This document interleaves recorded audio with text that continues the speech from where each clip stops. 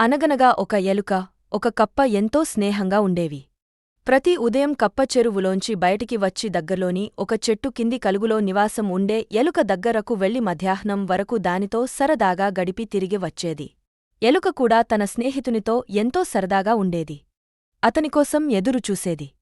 కాని వారి మధ్య కూడా గొడవలు వస్తాయని ఊహించలేదు. శత్రువుగా మారుతందని అస్సలు అనుకోలేదు. దీనికి కారణం ఒక్కటే. ప్రతిరోజూ నేనే వెళుతున్నాను గాని నా దగ్గరికి ఎలుక రావడంలేదు అని కప్ప భావించడమే. ఒకరోజు మధ్యాహ్నం ఇంటికి తిరిగ వచ్చే సమయంలో ఎలుకకు బుద్ధి చెప్పాలనుకుంది. దానితో మాట్లాడి తిరిగి పచ్చేముందు తన కాలికి, ఎలుక తోకకి కలిపి తాడు కట్టింది. తర్వాత గెంతుతూ తను ఉన్న చెరువు వైపు వెళ్ళింది. ఈలోగా ఎలుక, కప్ప నీటి దగ్గరికి వెళ్లేలోగా అది తన తోకకు కట్టిన తాడును కొరికి తెంచబోయింది. కాని దానివల్ల కాలేదు.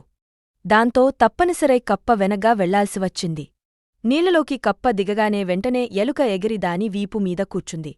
నీళ్లలో అలా కొద్దిదూరం వెళ్లగానే ఎలుక బరువును కప్ప మోయలేకపోయింది. వీరి తంతు చూస్తున్న ఒక గ్రద్ద పైనుంచి రివ్వున వచ్చింది. ఎలుకను తన బలమైన కాళ్లతో పట్టి చెట్టుమీదికి తీసుకెళ్ళింది. దాని తోకకు తన కాలిని కట్టుకున్న కప్పు కూడా ఎంత ప్రయత్నించినా కట్టు తెంపుకోలేకపోయింది. అది కూడా ఎలుకతో పాటు చెట్టు మీదికి చేరింది. తన అనాలోచిత చర్యకు ఇద్దరూ గ్రద్దకు ఆహారమయ్యారు.